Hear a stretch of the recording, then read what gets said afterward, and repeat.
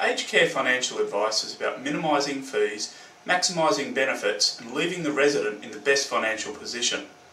Obviously the first priority is to ensure the resident can afford the chosen facility and then to work out how the best financial outcome can be achieved. Of course there are always a lot of emotional and intangible issues to be considered, which means the best financial option is not always chosen, but at least the family can make an educated decision.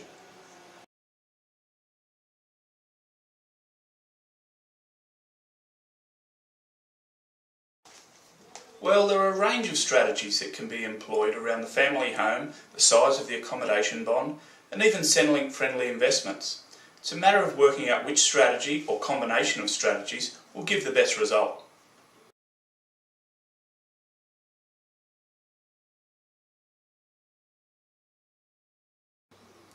Theoretically, yes, but in practice, experience makes a huge difference.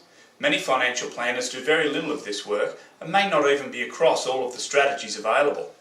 Having regular contact with many different facilities and having helped hundreds of residents, we're in a much better position to negotiate on your behalf and to understand which strategies are likely to give the best outcomes.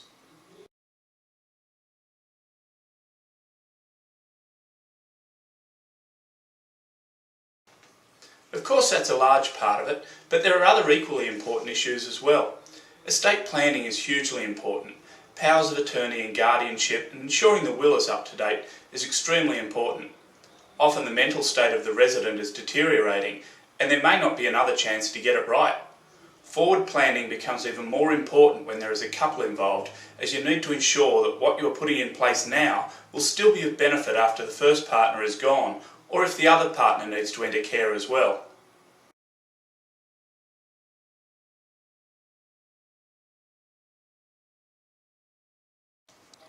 As soon as it becomes apparent that somebody needs to enter care, you should be starting the advice process.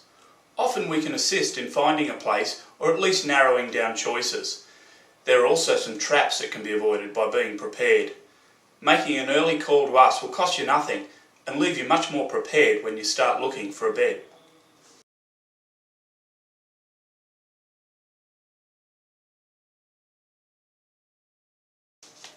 In terms of the benefits that can be achieved, not at all. Firstly, we're always happy to chat over the phone to determine whether there is a tangible benefit to be gained by seeking our advice. Where clients proceed with advice, the cost is normally around $2,000, and many clients will recover that in just a couple of months. Often there will be several people involved in the decision-making process, and having somebody independent lay out the available options can save a lot of argument. For most families, that's money well spent.